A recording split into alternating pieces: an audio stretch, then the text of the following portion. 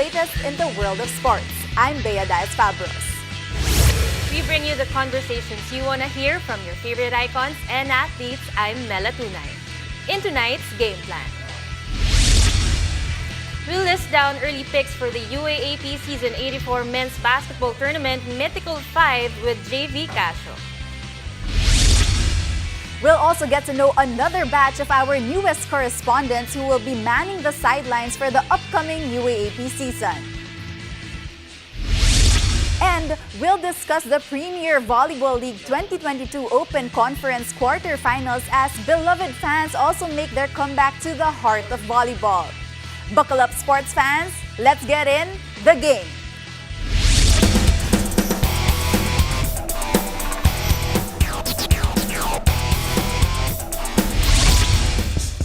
We are 1 day away from the return of UAAP basketball, and with excitement at an all-time high for Season 84, all eyes are on the upcoming season's household names and rising superstars. Joining us tonight to give his early picks for the men's basketball tournament Mythical 5 is UAAP champion, former Green Archer, and soon to debut as a UAAP analyst this season, JVee Casio. JVee, good evening and welcome to the game and welcome to the studio. It's your first time here. Yes. Good evening. Thank you, Bea. Thank you, Mela. So I'm just excited to be here and just to share what I can. That's right. You know, JVee, during the press con the other day, talagang na-hype up pa talaga yung excitement for the UAAP Season 84 that will start tomorrow. But for you, no, parang full circle na yung naging experience mo with the UAAP. You're a UAAP champion before with De La Salle, then now you're coming back to be a UAAP analyst, so you'll be manning from behind the scenes naman. So how has the experience been so far and how excited are you to call the games? It's just, parang it's just a fulfillment for me.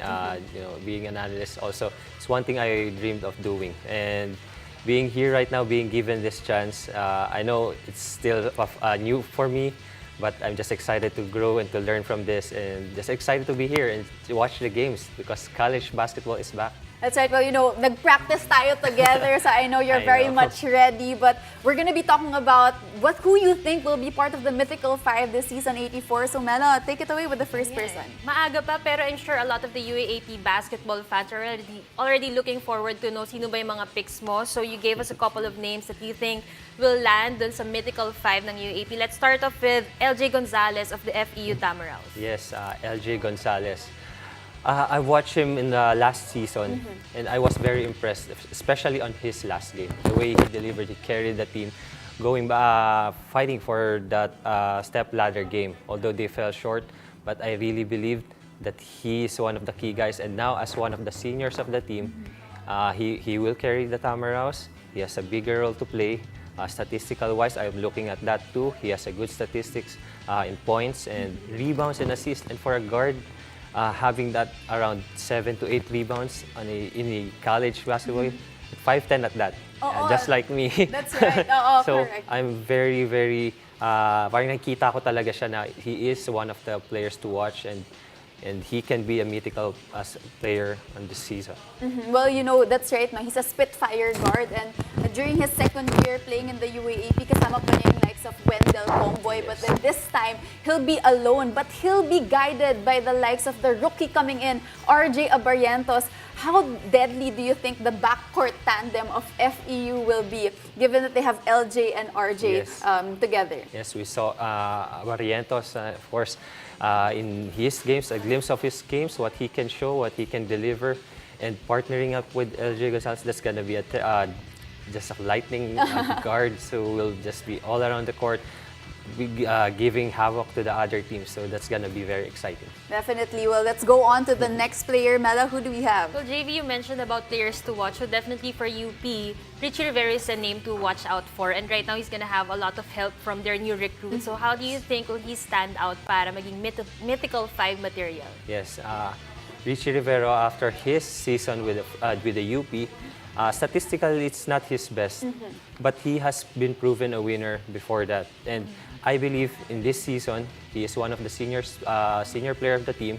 It's his leadership, it's his production. I know he will deliver his production because he has to really show it in order for them to win. And we all know his skills. He's very skillful.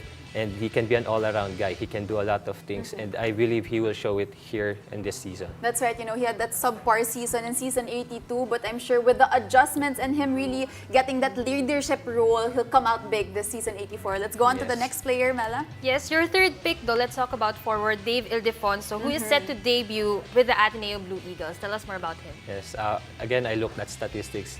He had like 17 points a game and 7 rebounds. So for a guard, guard forward, he has already a good all-around game. But now, as he's transferring to a new team, to Ateneo right now, and we all know Coach Tab runs a system that everybody should be involved, and I believe it will work for him. It will make him more well-rounded player, like what we saw in 3rd Ravenna. And he could be in that same position in that team, but with all the skills that he have, and of course I have to mention his dad, Coach Dan.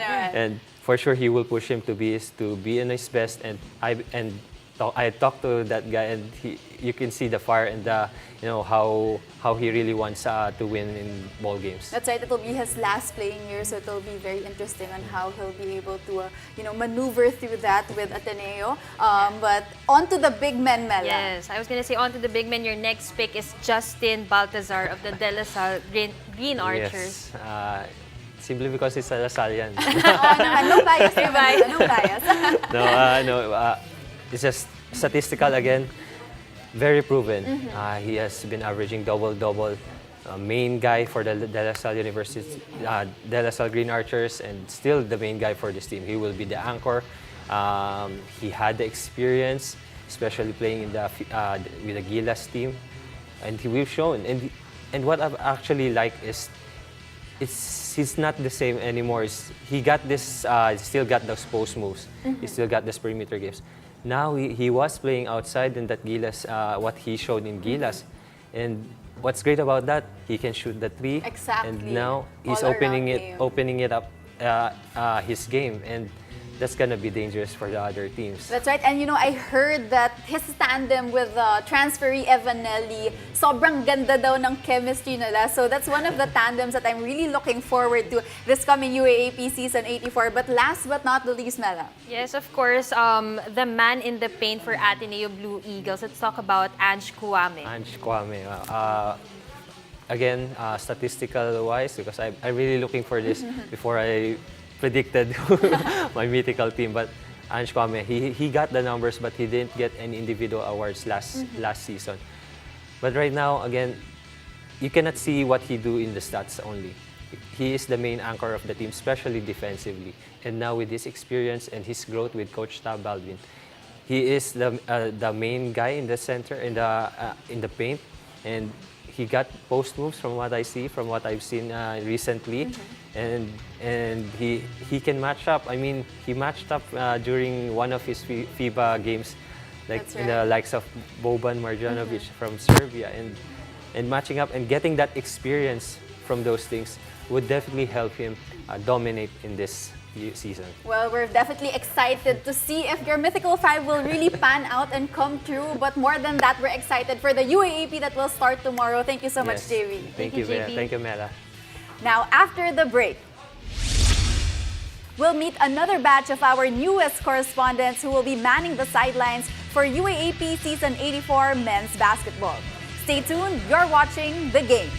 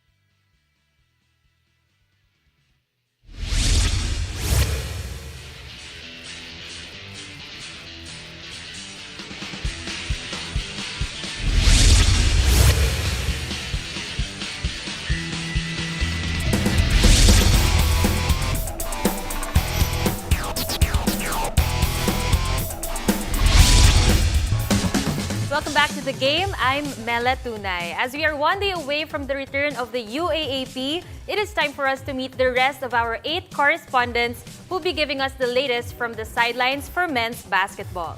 Tonight, we have Janine Sakal for FEU, Denise Valdesancho for UST, Doreen Suway Baguio for UP, and Ara Pulido for Adamson. Hi, ladies. Welcome to the game. Hi, ladies. Good evening. Happy International Women's Month. Yes. Girl power tayo. Time to be Ayan. Ayan. And speaking of girl power, bago natin simulan ng ating interview with you guys, let's all do a quick congratulations to our very own. naman. Yes, surprise.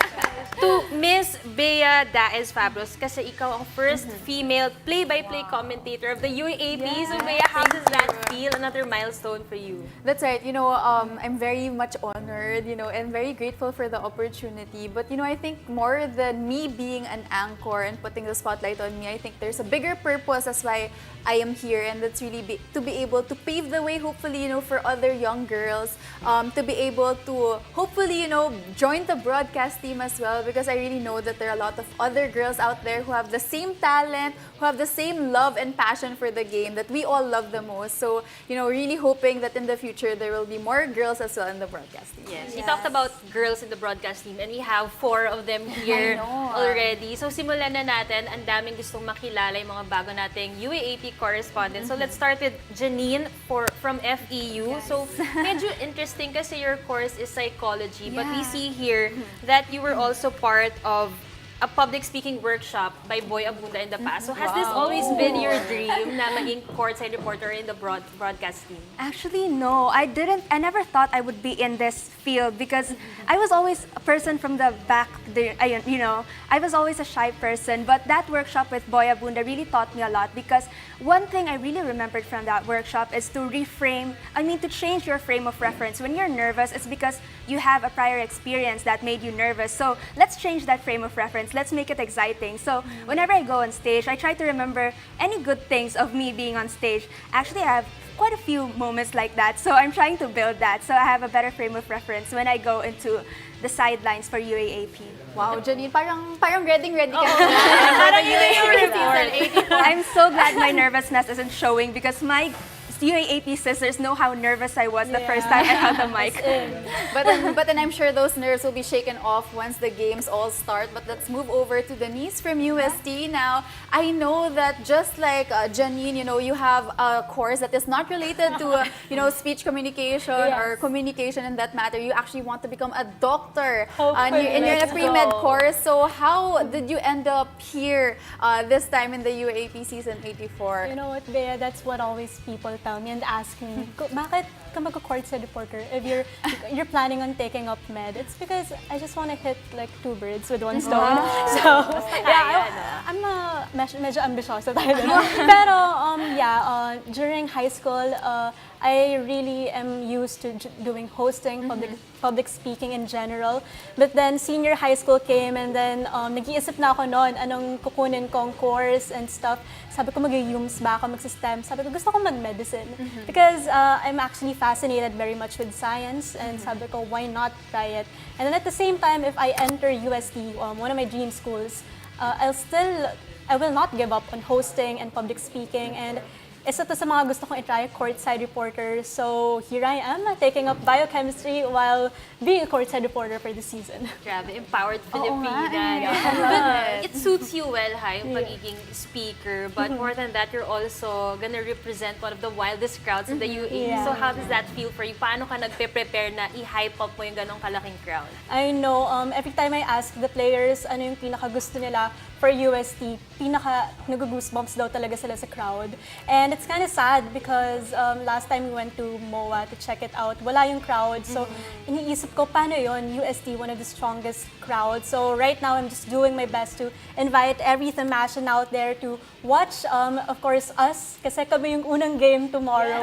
So medyo nandiyan yung nerves, pero excited at the same time. So I'm doing everything on social media ko, inviting my friends, my family, through the players to just watch them, because that's what they really need the most right now. the support of the Themasian community. That's right. Well, you know, from you, Denise, to Doreen, you know, both of you are coming from courses that are not related to sports or not related to communications. You're a chemical engineering student and you're a magna cum laude standing.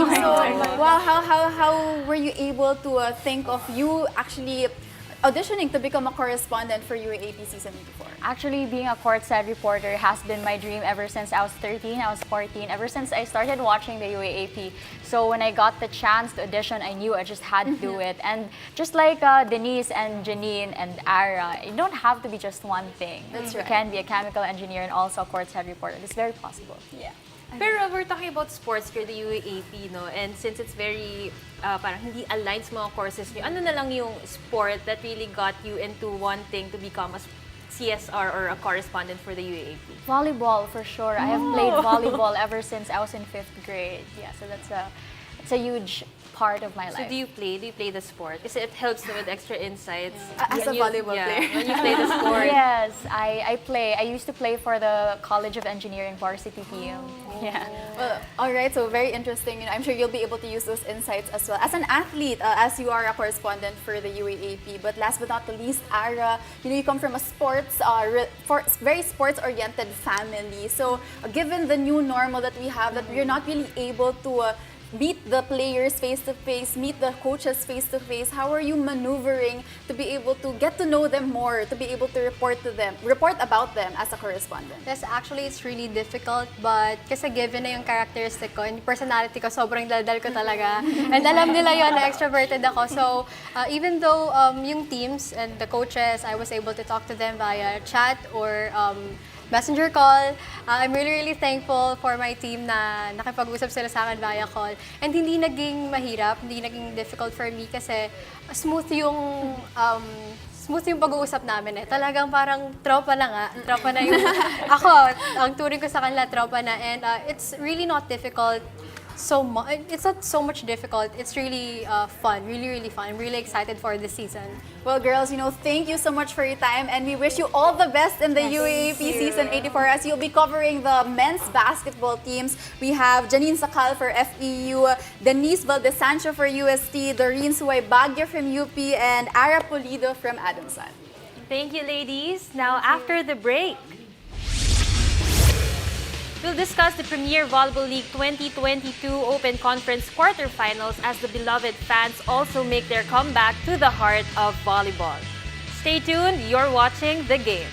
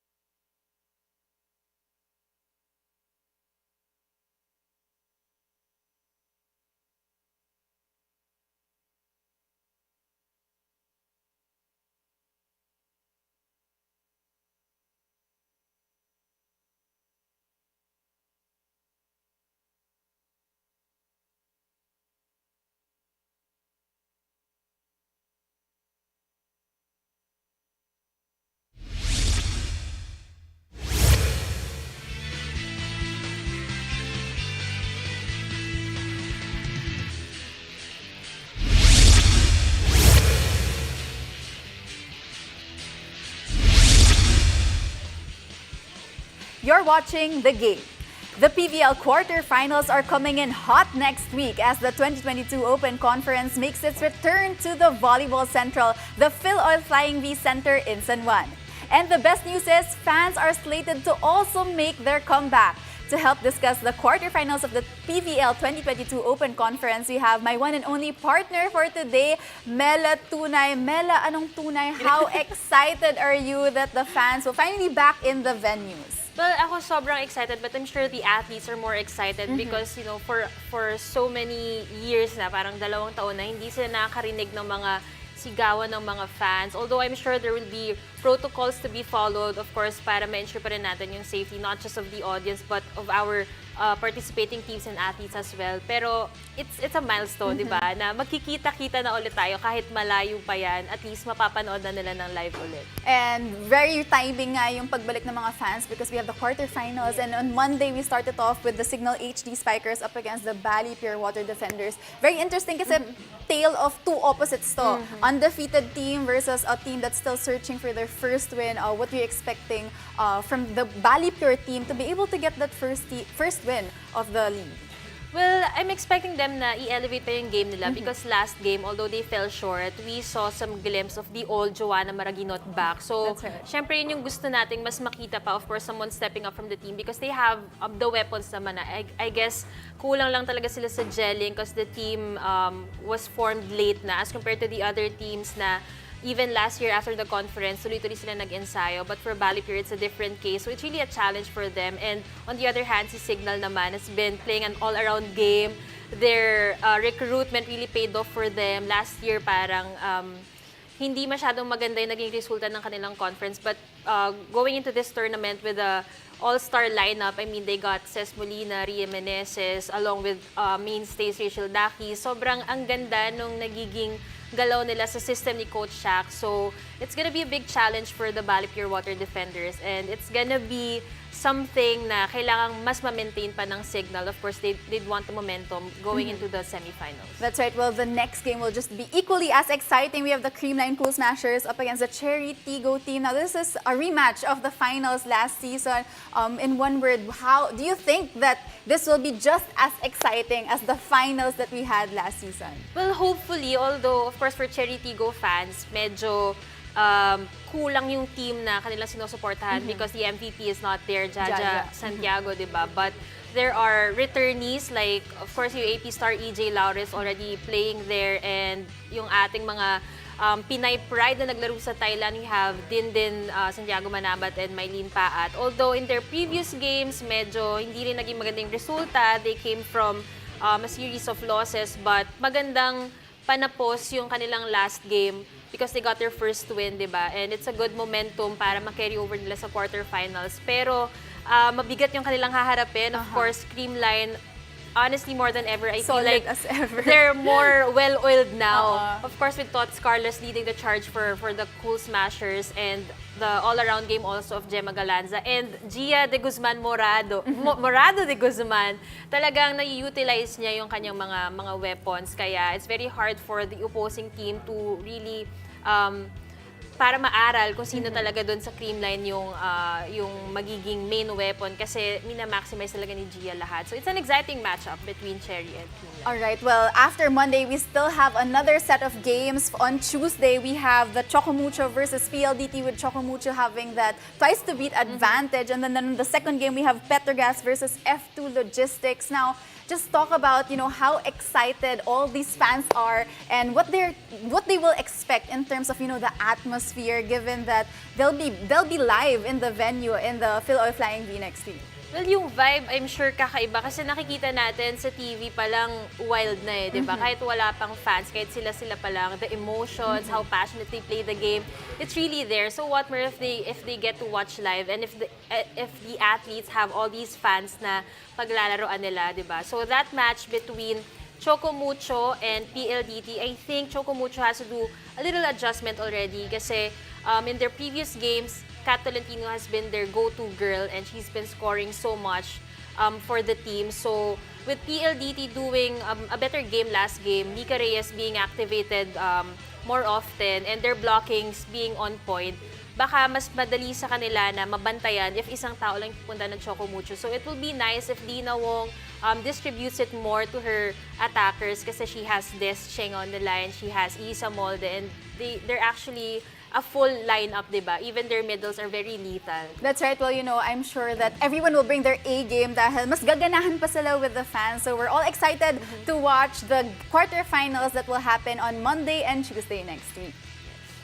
Thank you so much, Bea, and thank you so much everyone for joining us. I'm Mela Tunay. And I'm Bea Diaz Fabros, and this has been The Game.